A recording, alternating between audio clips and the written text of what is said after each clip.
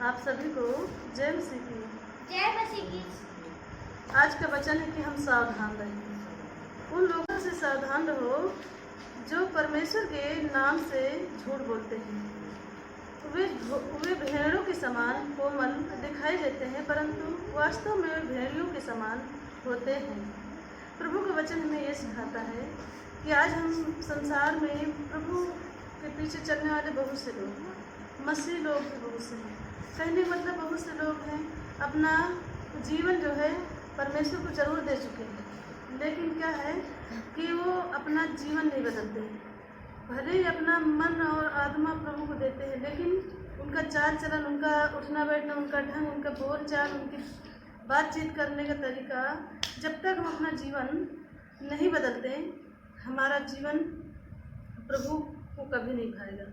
जब हम अपने गहराई से, अपने हृदय की गहराई से जब हम परमेश्वर को दिल से, प्रभु में अगर हम बने रहते हैं और एक दूसरे का आदर करते हैं, प्रभु हमारा प्रेम करना सिखाता है।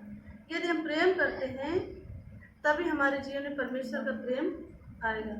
यदि हम प्रेम नहीं रखते हैं तो हम क्या है, हम ठनठनाती हुई पीतल और झंझनाती हुई झांझ है ना, पौलुस कहता है ऐसा।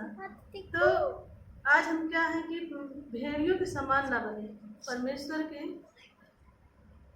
वही है वचन में ये सिखाता है कि तुम उनके कामों से उनको पहचान सकते हो। प्रभु का वचन हमें क्या सिखाता है कि हम अपने जो हमारे अंदर गुण है, ढंग है, जो हमारा चाल चलन है, जो हमारा जीने का नजरिया है, जीने का यानी कि परमेश्वर में हम कैसे जीते हैं, है ना। तो जब हम परमेश्वर की, जैसे प्रभु कहता है ऐसी चाल चलो कि तुम मसीह की बेटी और बेटे कहलाओ, ना। तो जब हम परमेश्वर को भाते हैं तभी परमेश्वर हमारे प्रार्थना से, हमारे आराधना से, हमारे वचन में बने रहने से परमेश्वर प्रसन्न होता है, ना।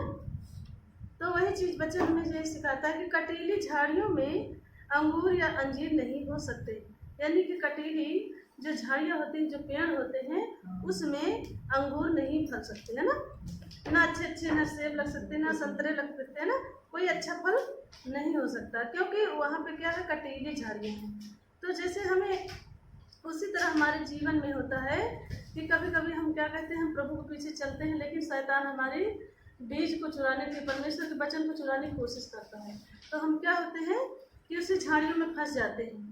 तो क्या है कि उस झाड़ियों में जब हम फंस जाते हैं, दब जाते हैं, तो हम फिर फलवंत नहीं हो पाते, ना।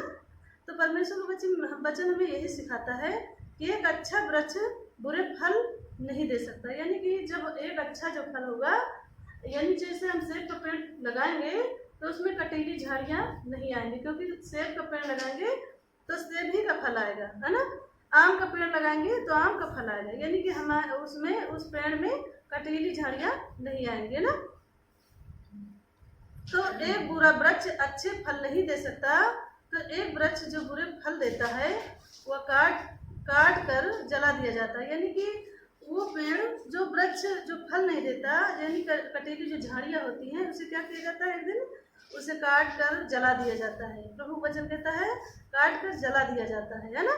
इसीलिए तुम उन लोगों के कामों से उन्हें जान सकते हो कि जो परमेश्वर के नाम से झूठ बोलते हैं। यानी कि बहुत से लोग हैं जो परमेश्वर के नाम से झूठ बोलते हैं। तो हमारे प्रभु का वचन, प्रभु की आज्ञाएं हैं जो 10, तो हमारे प्रभु ने कहा है, प्रभु यीशु ने, कि तुम झूठ न बोलना, ना। तो जब हमारे प्रभु ने कहा कि झूठ न बोलना, तुम झूठ क्यों बोले। जिससे परमेश्वर की हम आज्ञा पे चलते हैं तो हमारे जीवन में परमेश्वर का अनुग्रह होता है, आशीषें आती हैं, ना, और हम जीवन में अपने आनंद को देखते हैं, ना। यदि हम झूठ बोलना नहीं छोड़ते और हम उसी झूठ के सहारे परमेश्वर का भी नाम लेते हैं, तो क्या होता है, हम उस कटीली जो है झाड़ी होती है, उसी में हम क्या होते हैं, फंसे रहते हैं। फिर एक दिन क्या होती है, कटीली झाड़ी बटोर के एक दिन आग में झोंक दी जाती है, ना। तो इसलिए हम उन लोगों के समान ना बने। हम परमेश्वर के वचनों को, परमेश्वर ने क्या कहा है कि इधर उधर मत ताक, मेरी ओर देख, मैं तेरा परमेश्वर, मैं तुझे दृढ़ करूंगा, अपने दाहिने हाथ से मैं तुझे संभाले रखूंगा। तो जब हम परमेश्वर की ओर देखते हैं तो संसार की चाहे जितनी बड़ी झाड़ियाँ आए, चाहे जितने बड़े संसार के ऐसे ऐसे लोग आए, कोई भी विरोध करे, बुराई करे, उससे हमें कोई फर्क नहीं पड़ना चाहिए, ना। हमें फर्क पड़ना चाहिए कि हम परमेश्वर को कैसे भाते, हम प्रभु के वचनों को कैसे पाएं, प्रभु की